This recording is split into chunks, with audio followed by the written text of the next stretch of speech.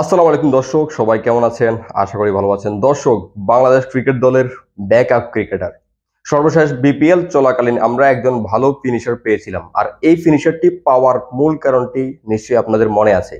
Comilla ভিক্টোরিয়ান্সের coach Mohammad Salauddin একদিন সংবাদ সম্মেলনে জাকের আলী অনেকের ব্যাপারে বলেছিলেন। তিনি দুঃখ প্রকাশ করে বলেছিলেন বিসিবি হয়তো জাকের আলী অনেক কালো বলে তাকে দেখে না। এর পরবর্তীতে বিসিবি তাকে দেখলো এবং প্রথম ম্যাচ থেকে জাকের আলী অনেক ফিনিশিং এ সে কতটা ইনফ্যাক্টফুল সেটা কিন্তু দেখিয়ে দিয়েছিল। সেই কুমিল্লা ভিক্টোরিয়ান্স দলে কিন্তু আমাদের একজন ভালো নির্ভরযোগ্য তরুণ মিডল অর্ডার ব্যাটসম্যান ছিল। যদিও অনেকগুলো টকিং পয়েন্টের কারণে সেই বিপিএল চলাকালীন আমরা তাকে নিয়ে আলোচনা করতে পারিনি। খুব আহামরি পারফরমেন্স কিন্তু সেই বিপিএল এ যার কথা বলছিলাম, সেই মাহিদুল ইসলাম অঙ্কন, সে দেখাতে পারেনি। তবে তার মাঝেও ইনফ্যাক্ট রয়েছে।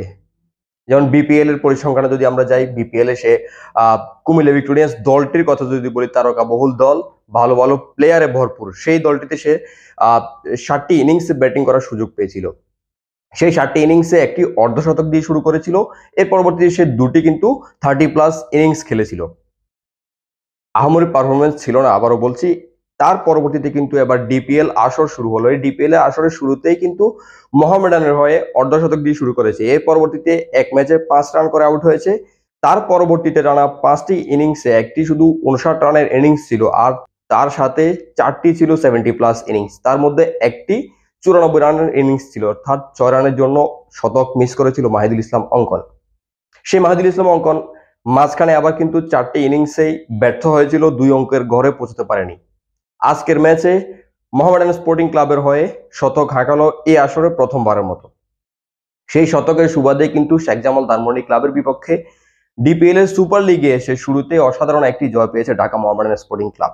সেই মোহামেডান স্পোর্টিং ক্লাবের কিন্তু প্রথম রাউন্ড রবিনে কিন্তু অসাধারণ ব্যাটিং করার যেই ইনিংস গুলো ছিল মাহিদুল ইসলাম অঙ্কনের, তার বেশিরভাগ ইনিংসে কিন্তু মাহিদুল ইসলাম অঙ্কন খেলেছিল প্রথম ব্যাটিং অথবা পরবর্তীতে চেজিং করে ব্যাটিং। সব সময় কিন্তু মোহামেডানের দলের কখনো ভালো চেজিং করতে, কখনো ভালো একটি পুঁজি গড়তে কিন্তু সহায়তা করেছিল এই মাহিদুল ইসলাম অঙ্কনের ব্যাট। সেই অঙ্কন আজকেও কিন্তু সুপার লিগের শুরুর ম্যাচটিতে সে দেখিয়ে দিল মাঝপথে বিপদে পড়া দলের ইনিংস গড়া এবং একই সাথে চেজিং এর যে চ্যালেঞ্জটি সেটি তাড়া করার যে ভালো সক্ষমতা মাহিদুল ইসলাম অঙ্কনের কাছে রয়েছে, সেটিও কিন্তু সে আজকে দেখিয়ে দিয়েছে। শুরুতেই বলেছিলাম আমরা কিন্তু ভালো একজন ফিনিশার পেয়েছি। অদূর ভবিষ্যতের কথা জানি না, তবে শুরুতেই জাকের আলী অনেক কিন্তু ভালো একটি সম্ভাবনা দেখিয়েছে। একই সাথে মাহিদুল ইসলাম অঙ্কনের কথা বলছি, সুযোগ পেলে আশা করি সেও কিন্তু জাকের আলী অনেকের মতোই ভালো কিছু আমাদের জন্য দেখাবে। এবং দুটি একই সাথে যদি বলি, মিডল অর্ডার এবং ফিনিশিং লেভেলে আমরা ভবিষ্যতের জন্য ভালো দুজন প্লেয়ার পেতে যাচ্ছি।